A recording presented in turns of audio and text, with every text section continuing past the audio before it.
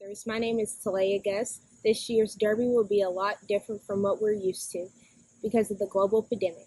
Instead of going to Oaks and dressing up wearing a big fancy hat, sadly we're going to have to watch it from our TV streams this year. On to Kinadie with the Derby events. And my name is Kinadie Butler.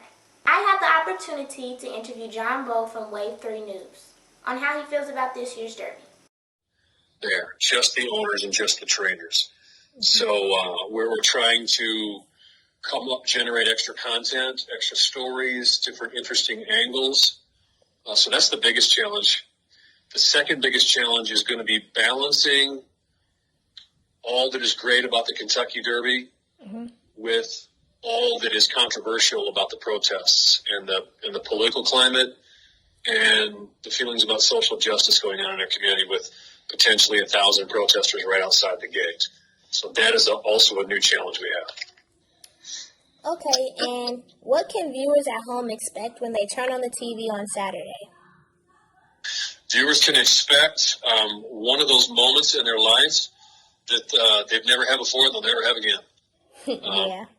In 44 previous runnings of the Kentucky Derby, we've never had anything like this. It's never been a world war couldn't stop it, and a great flood couldn't stop it, and this couldn't stop it, but they had to delay it, and they had people there. So it's just going to be one of those really surreal moments in life that I think is going to be fascinating to watch. Did you ever dream that you would be covering a Kentucky Derby with no hats, no fashion, and no on-site betting?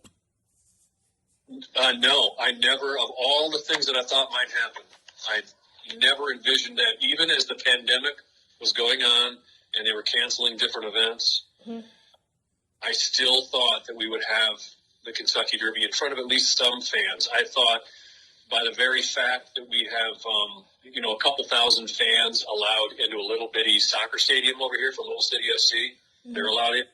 I thought for sure a great big 190-acre facility like Churchill Downs with seats as far as the eye can see and the ability to socially distance people out in boxes for families far apart, I thought 100% it would allow at least some fans in. So no, I never envisioned that.